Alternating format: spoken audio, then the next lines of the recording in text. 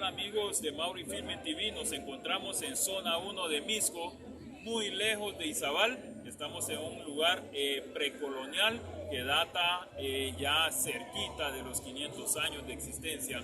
Este lugar es muy bonito, venimos acá para poder sacarle un par de tomas en unas gestiones que estamos haciendo, pero de pasandito, haciéndole un poquito de tomas para que ustedes se puedan enterar de lo hermoso y de lo bonito que es este lugar. Más allá de Izabal, estamos fuera para poder sacarle diferentes tomas. Esta iglesia que está al dorso, que está a mis espaldas, es una iglesia muy bonita que lleva muchos años de existencia. Así que este lugar es muy bonito, estamos acá cerca del parque, acá está la municipalidad y estaremos por hacer unas tomas allí.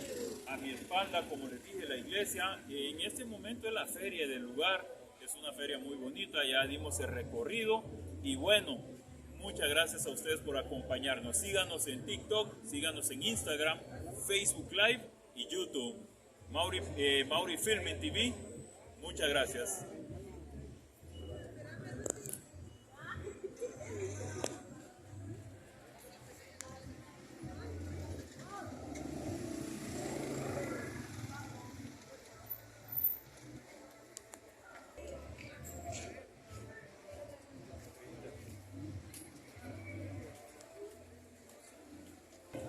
Y esto,